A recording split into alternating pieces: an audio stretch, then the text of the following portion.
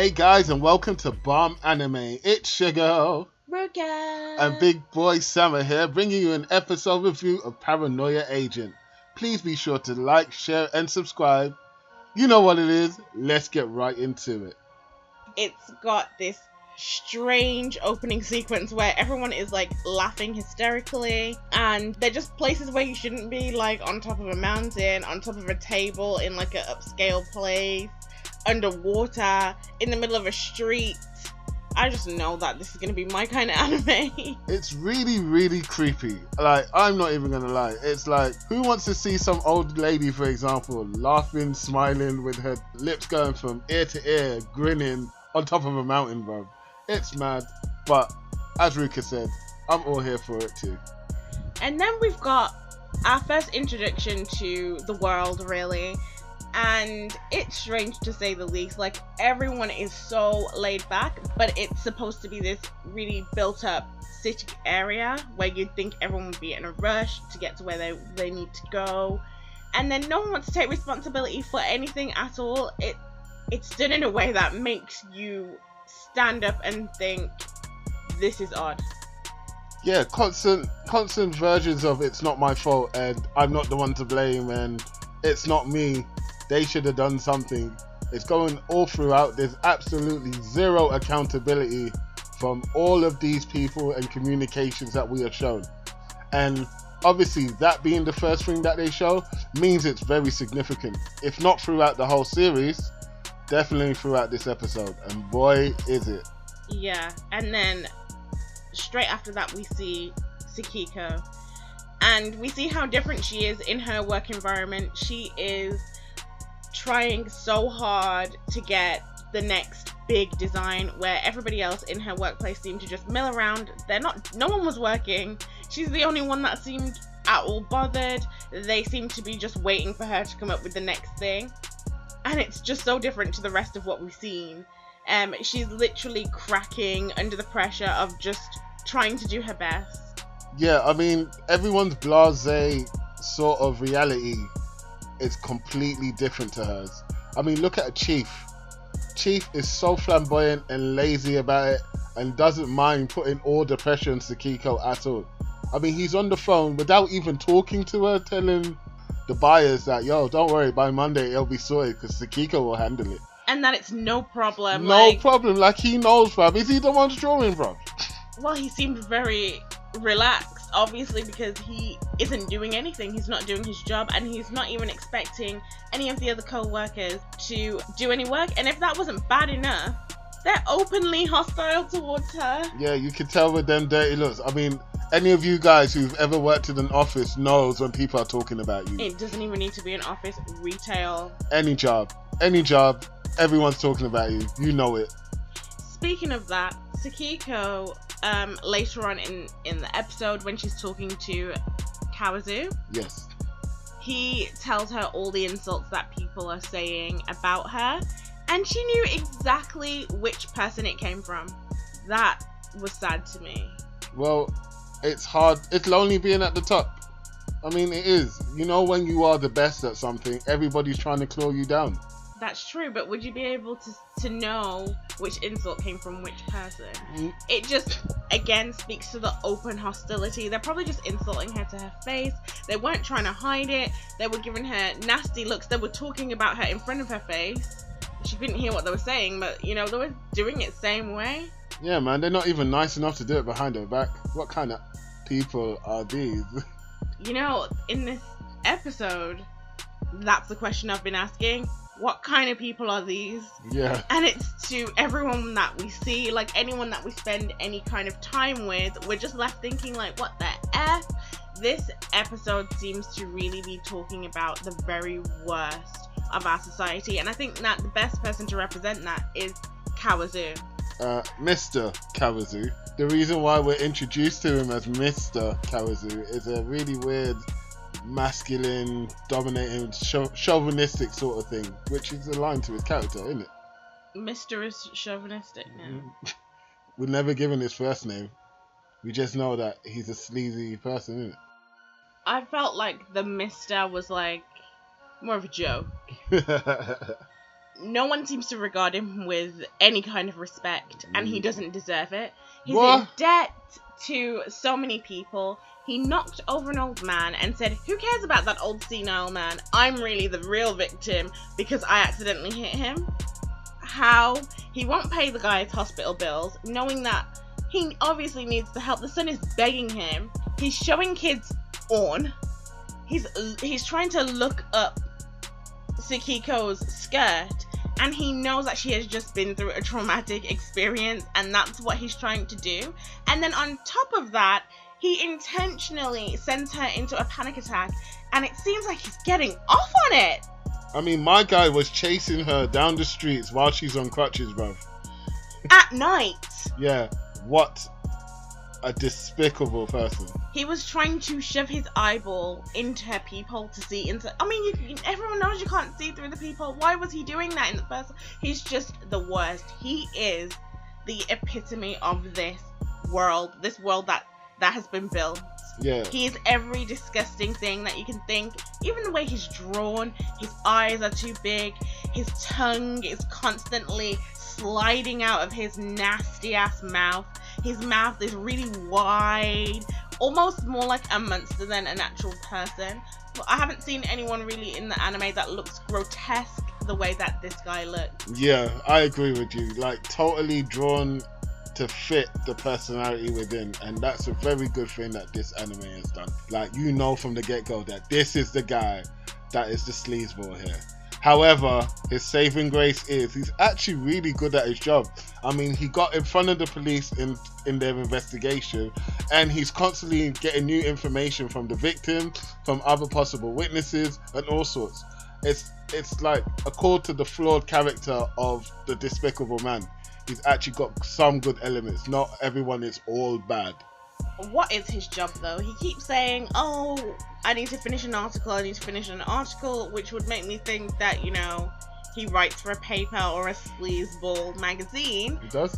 But I'm not buying it. Why are you interfering in a police investigation, taking evidence and stuff like that? You could easily write about it. You don't need to do those things. He didn't need to take the drawing.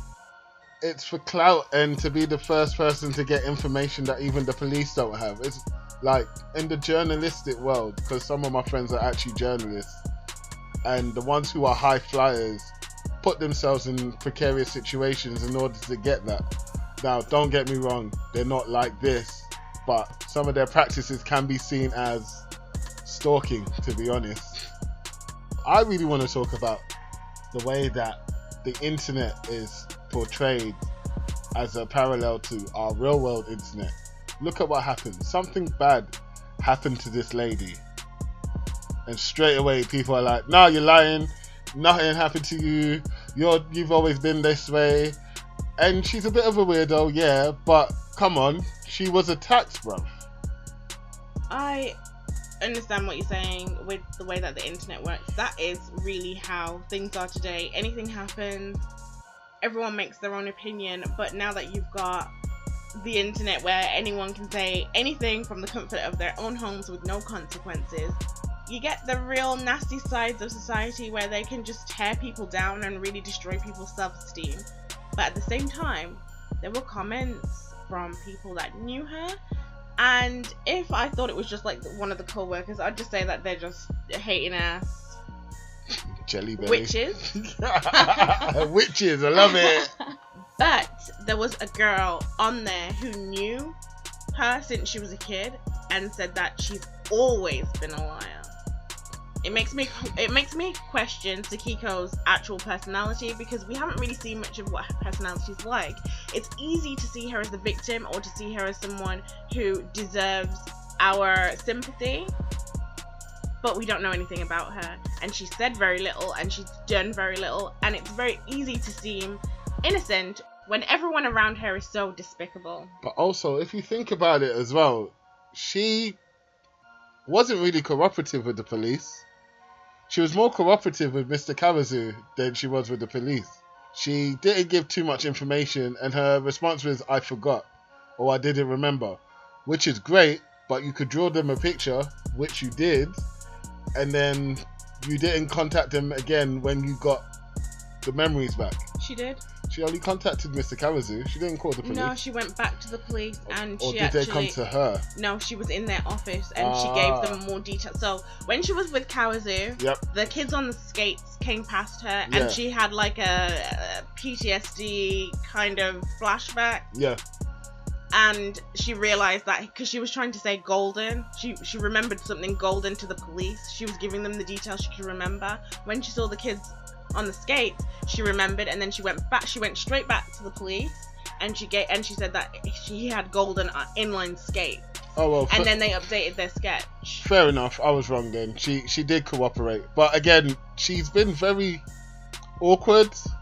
And then that little scene with Mariomo, the little doll thing that she created. Yeah. That was weird. To me, that struck me as a hallucination sort of thing. And again, people like that in society nowadays are the ones that are easily targeted by the internet.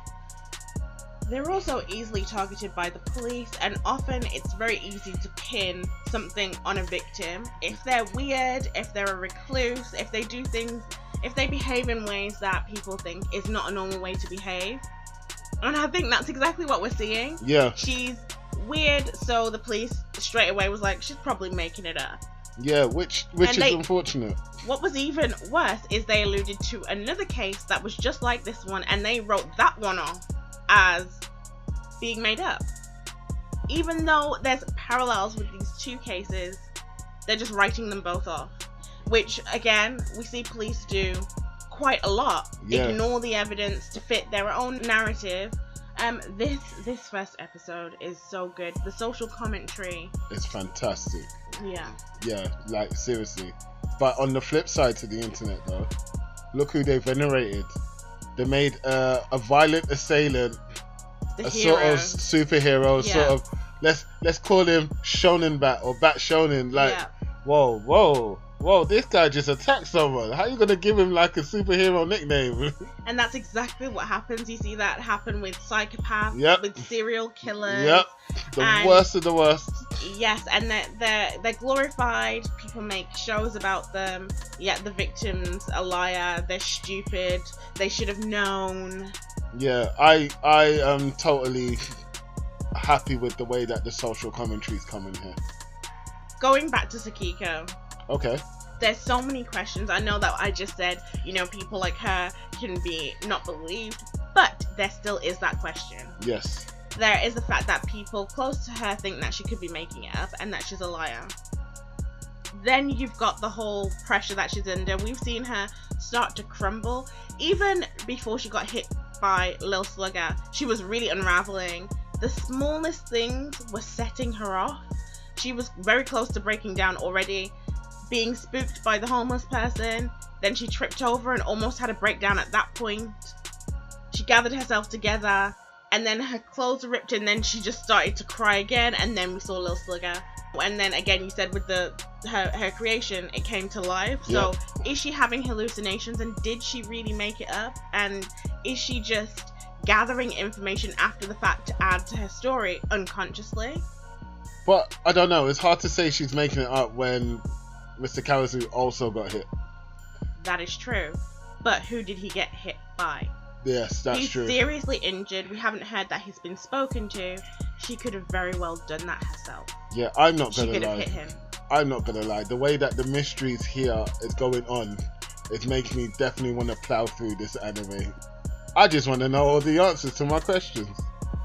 So really, I want to know, is Sakiko making it up? Or was she trying to get away from the pressures and she's just experiencing some kind of mental break? Or do people just hate her so much because she's different and she stands out, but she's also talented and they want to use her, but they hate her at the same time? It could be anything. Also, Lil Slugger speaks to Sakiko at the end, but he doesn't hurt her. Why is he attacking people, and what does he want, and why did he seriously injure Kawazu, but he didn't seriously injure Sakiko? So Sakiko is injured, but she's not seriously injured. She can still go to work. She was still going about her normal day. Yes, she's on crutches and she'll have some recovery time. but it felt like the way that we had the newspaper spread, it seems like it's way worse. Like, I feel like he's gonna be hospitalized for a period of time, but I don't know that until I see episode 2, but that's the feeling that I'm getting. So why did Lil Slugger feel the need to go further with Kawazu? Could it be that he got so much fame that he had to go one better, keep the clout going? Or is the punishment fitting the crime? Ooh. Because I also got the feeling that Sakiko might not have made that creation. What gave you that feeling? Like, I kind of got something as well, but because I couldn't articulate what it was that gave me that feeling. It was the fact that she couldn't reproduce anything even remotely as cute as that little toy. Oh, sorry, side note, really? Come on. Yeah, Japanese style cute. Okay. Yeah. And it just didn't feel like the same designer. Also, she seemed to be really down from the very beginning. Yes, that could be because she's in an office where everybody hates her. Yes, that can really mess with anyone. But she doesn't seem to really care one way or the other if they're talking about her or not. Yeah, the internet was different. Yeah. She was affected by that, but with the co-workers, she didn't seem to be as affected. Even when she was saying, "Oh, that person said that about me," she was kind of smiling. Like, so I'm in two minds. Either this is another part of her psychotic break that she's on, or it just didn't bother her so much with her co-workers as it did with the internet. Just something about her, the way she's clutching it, she's so attached to it, it's not normal. That point you made earlier about the punishment fitting the crime. Yeah. Isn't it funny how there are two types of people here? One who's a meek little girl who looks scared and afraid, and one who's a disgusting, sleazy, god-awful human being who should really be 6 foot under, really. And yet they're both indiscriminately targeted, both of them, at night. Why these guys? It looked like it was a different area, closer to Sakiko's house. So was Little Slugger trying to get her again? Why did Shonen Bat Little Slugger do what he did? Why did the homeless woman disappear? What happened to her? Did she run away after seeing the assault? And if she was scared enough to run away, then why did she collect Sakiko's picture from under the car and then leave it behind? We've got a lot of questions with this one, and we're only on episode 1. I cannot wait to keep watching this season. Join us again on Wednesday for another episode of Hot or Not. And don't forget to like, subscribe, and share. Peace.